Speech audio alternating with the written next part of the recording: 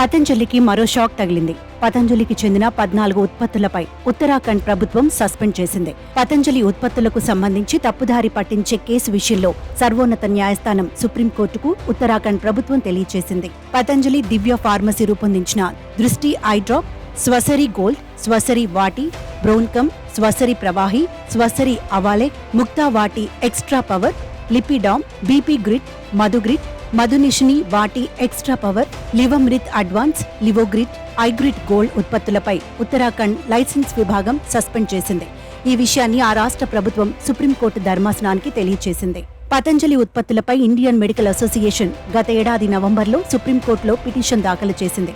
ఆధునిక వైద్య విధానాన్ని పతంజలి ఉత్పత్తుల వ్యవస్థాపకుడు రామ్దేవ్ బాబా తప్పుదోవ పట్టిస్తున్నాడని కోర్టు దృష్టికి తీసుకొచ్చారు. వివిధ వ్యాధులకు పతంజలి ఉత్పత్తుల ద్వారా ఫలితం ఉంటుందని ప్రచారం చేస్తున్నారని వివరించారు. అందుకు సంబంధించి ఆయుర్వేద, యునాని నుంచి అనుమతి తీసుకోకుండా ప్రచారం చేయడంపై ఇండియన్ మెడికల్ అసోసియేషన్ అభ్యంతరం వ్యక్తం చేసింది.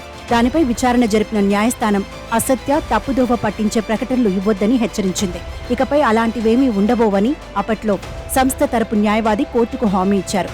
అయినా వాటిని ఉల్లంఘించడంతో కోర్టు తీవ్ర స్థాయిలో మండిపడింది. బహిరంగ క్షమాపణలు చెప్పాలని ఆదేశించింది. ప్రస్తుతం ఈ అంశం సర్వోన్నత న్యాయస్థానం పరిధిలో ఉంది. సుప్రీంకోర్టులో పిటిషన్ దాఖలు కాగా ఆ కేసు విచారణ కొనసాగుతోంది. ఈ క్రమంలోనే ఉత్తరాఖండ్ అధికారులు పతంజలికి చెందిన 14 ఉత్పత్తులపై సస్పెన్షన్ విధించారు.